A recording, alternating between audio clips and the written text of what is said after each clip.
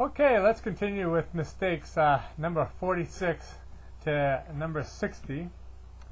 In the common mistakes we all make as we're learning. 46, not taking initiative. It's important for you to make it happen. Just decide to make it happen. If your upline doesn't take the initiative, then you've got to. It's your business. It would be nice to have help, of course, but this training should be sufficient. If you have a dream, if you have some goals, then go for them. Don't let anything slow you down. Start putting together trainings and meetings in your area and make it happen no matter what. No whining. No whining that you never got any help. Just forge ahead. Number 47. Looking at your past to determine your future. Oh gosh, don't do that. Leave the past in the past. And you can change the future. You can make it better, you can make it worse, depending on the work you're willing to put in. And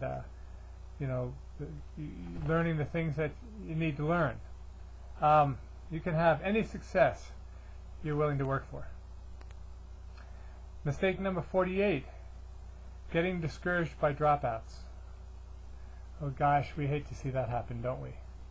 Our friends who come on and they just don't get it. They just they get discouraged, they get sidetracked.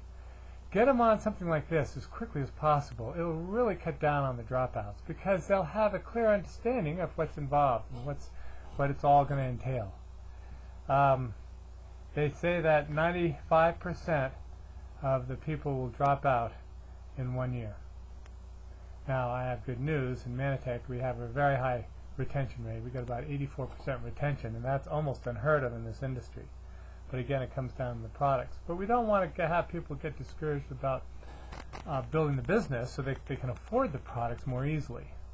A lot of times they just give up on the business aspect and they just resolve that they're going to have to somehow come up with the money for the products in some other fashion.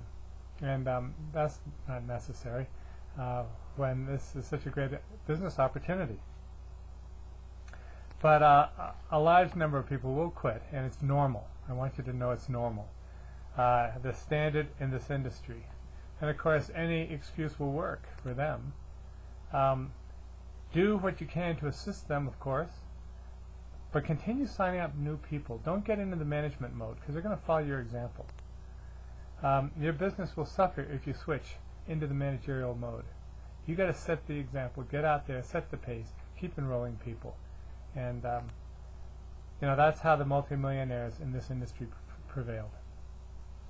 Mistake number 49, being too proud to admit you're stuck and to ask for help.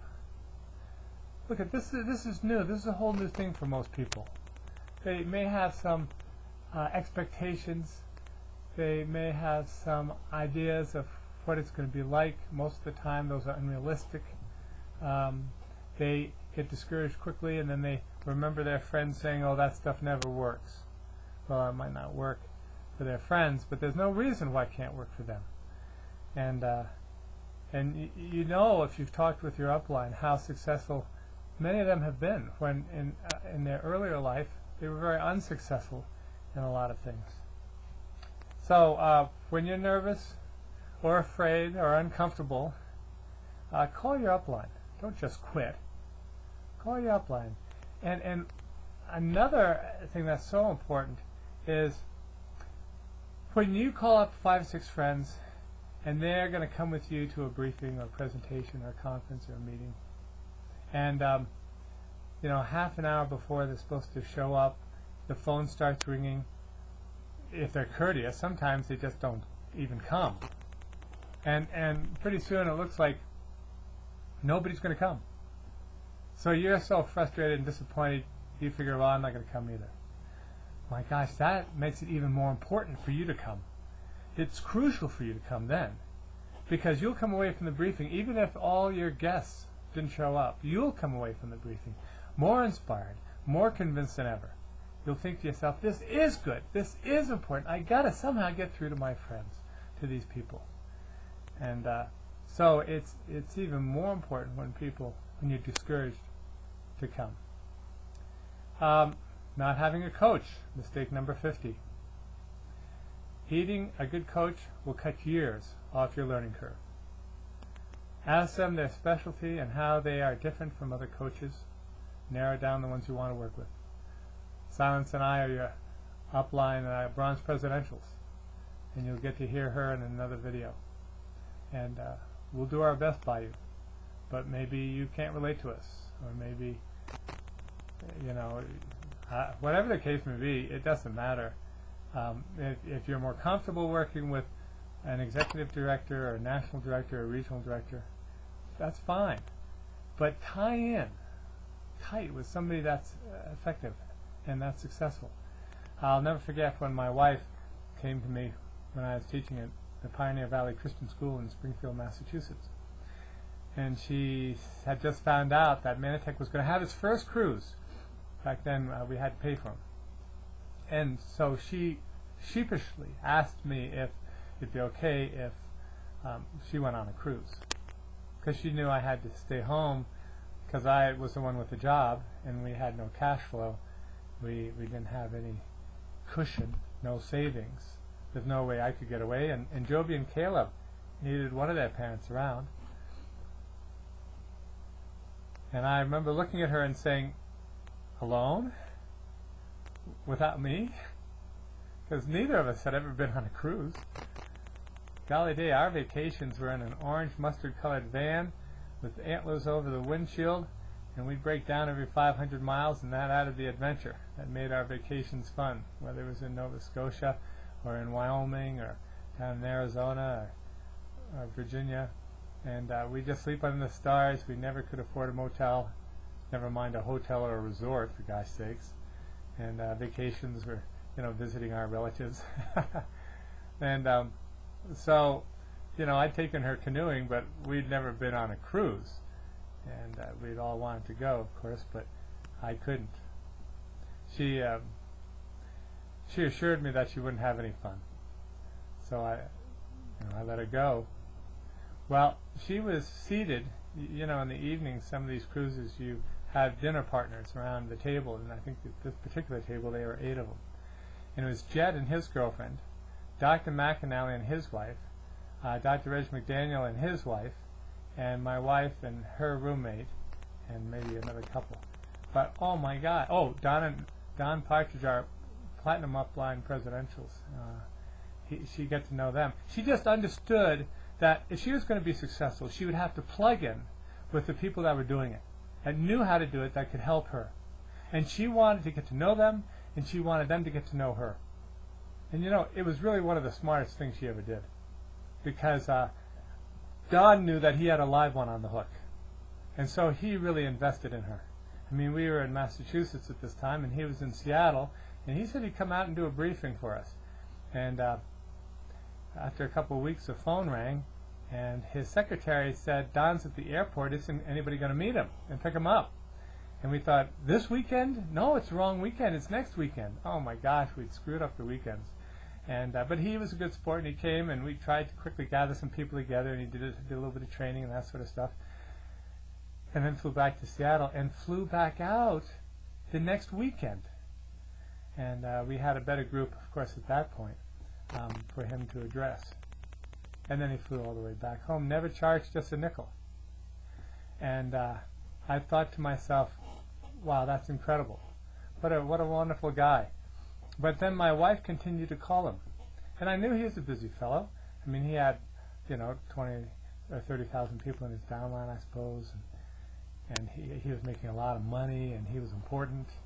And I kept after my wife to stop calling him all the time. After all, he'd come out, he'd done the training, he taught us. We ought to be able to take it from there and handle it. And thank God she ignored me. Because next time we met at a convention, Don stuck his big fat finger in my face and said, good thing your wife didn't listen to you. That was the stupidest advice you could have given her. You see, she wanted to be successful. And when she had questions, she called Don, and Don was more than willing to help her be successful because he couldn't progress until she'd progressed. And so why not tie in and get connected and have a coach? have an upline, someone who's successful that you can emulate rather than reinventing the wheel. Mistake number 51, not getting feedback. Get good feedback by working with someone who knows what they're doing. Beware of taking feedback from your downline. Tape yourself making prospecting calls and send them to your coach for the feedback. So if you're ever doing anything without your coach, get back in touch and tell him how it went, or tell her how it went. And the person didn't seem to be interested, or the person put me off, what did I say, and run through it on the phone with them. Get the feedback so that you can progress. We expect you to make mistakes. It's like anything. If you aren't willing to make mistakes, you'll never succeed in anything. You'll never be successful. I mean, it's like learning to ride a bike. How many times do you tip over before you finally figure it out? It's like typing. It's like anything. Your first kiss, how awkward that may have been. Practice makes perfect, and so we expect for you to goof up and do dumb things, and we kind of enjoy it because it reminds us of all the times we were doing that too. We had to go through there. We can relate. So get feedback. Don't make that mistake. Mistake number 52, not educating yourself continuously. I'll try and keep giving you videos that I hope will be worthwhile and helpful. But don't just watch them once. Go over them a couple times. Are you making a list of where you've fallen short? I mean, so far we've talked about 52 mistakes. Have you made any of them so far? And do you want to work on correcting them and make a note? And so don't watch this video as out of curiosity or interest or for entertainment. Watch this video and all these videos to learn and to grow and to change and to improve. And take notes if you need to take notes, and go over them and go over them and go over them until they become second nature. Keep reading material. Keep reading material with you constantly. CDs are great in the car, or you might have a cassette player still. Keep books with you. If you have to wait, you can read a book and make good use of your time. Being too busy and not having time is a reason to study how to get free. I mean, you could be busy the rest of your life and broke. So the issue isn't whether or not you're willing to work hard. You need to learn smart. You need to learn to work smart. Anybody can work hard. But if you can work hard and work smart at the same time, that's what makes a difference. Spend as little time as possible watching TV. We watch a grand total. Well, my wife likes Dancing with the Stars, and I like the home auction or the home antique roadshow. And we might have the so-called news on while we're having breakfast, but neither of us camp in front of the TV and watch videos other than videos about Manatech and the industry, the business. Once we're platinum presidentials, then we can watch all the videos we want. But TV is the #1 money waster.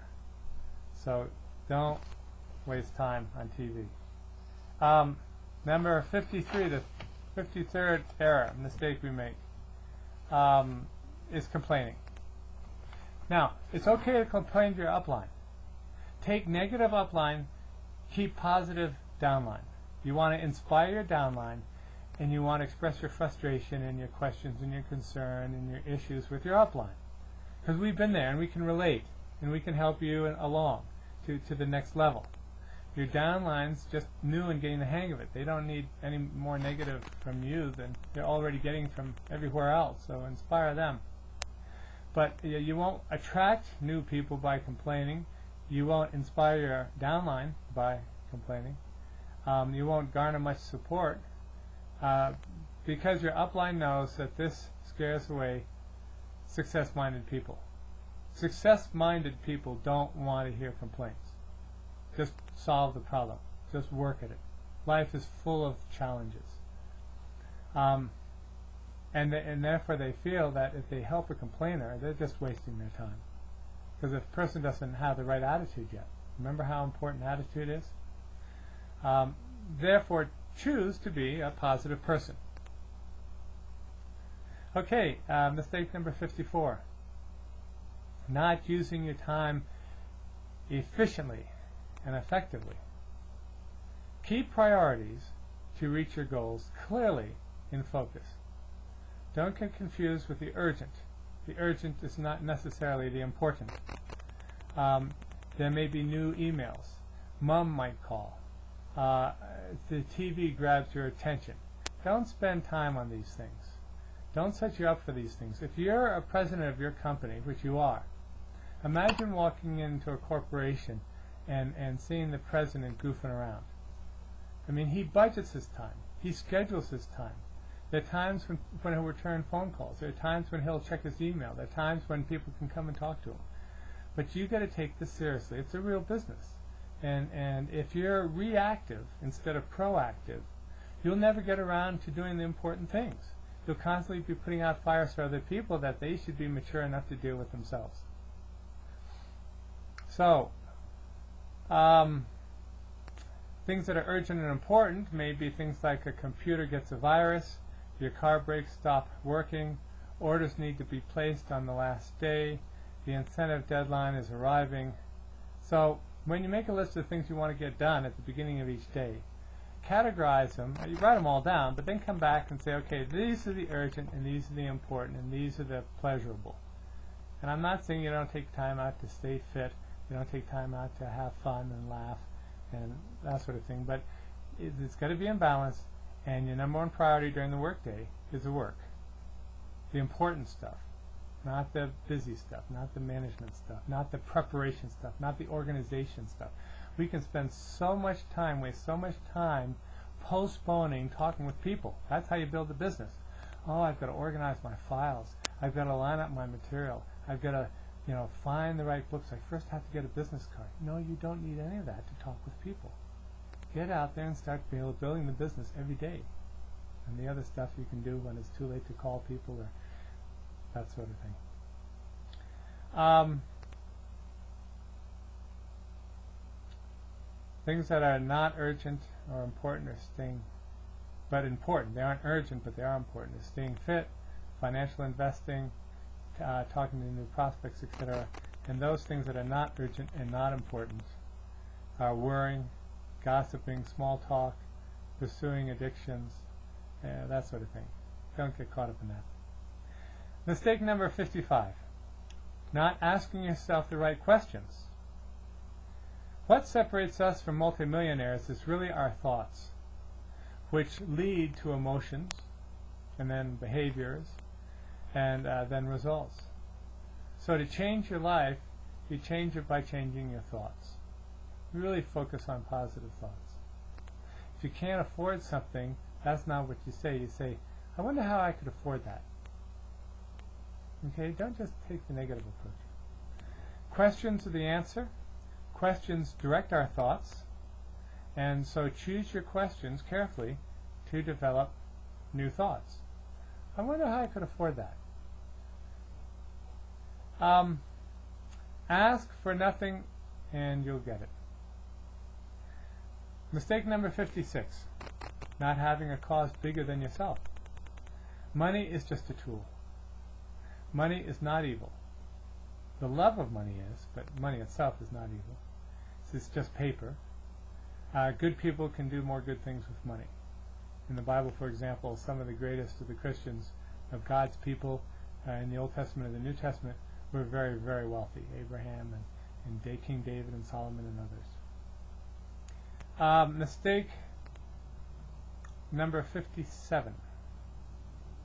Treating people the way you want to be treated. They aren't you. Treat them the way they want to be treated. Ask questions and find out what that entails. Find 3 or 4 good leaders and you'll be set for life. So don't be presumptuous. You find out their needs. Remember, it all comes back to asking all those questions. When we talk with people, we should be asking a lot of questions. That's why God gave us 2 ears and 1 mouth. We'll let the experts at ExploreManatech.com provide the answers. Right now we're just asking questions, so we know where to send them on ExploreManatech.com. Question number 58, not knowing the dreams of your downline. If you don't know the dreams and the desires of your downline, how can you inspire them? That's one of the talents of a leader, is to inspire his followers.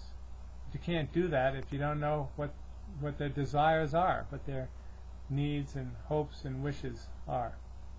So if you leave it up to them, they may never clarify their visions and their dreams. And that takes us back to the dream board we talked about earlier. They have to have that constantly in front of them, because there's so much negative out there as it is. Number 59, mistake number 59, not working in depth. Don't leave them to their own devices. Stop throwing mud against the wall and seeing how much of it will stick.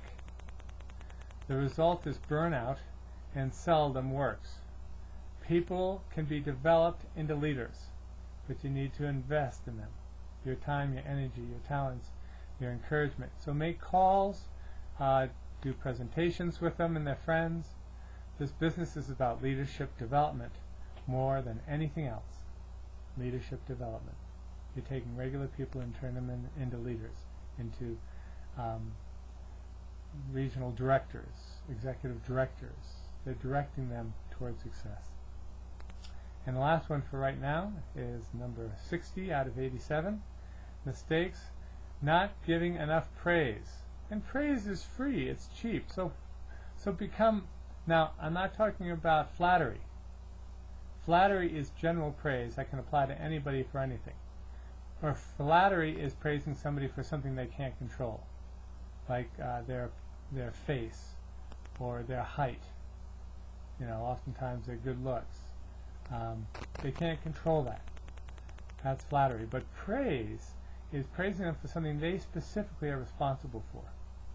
And when they know you're keeping an eye out and you're willing to compliment them and praise them, that's very encouraging. People don't get enough praise and recognition in their normal jobs. Take every opportunity to acknowledge your downline one-on-one. Send them a postcard. Send them an email. Send them a letter. Check success trackers so you know how things are going. And let them know that you care enough to track their success. So that's this session, questions 46 to 60 in terms of the common mistakes we all make. And we'll do the others following.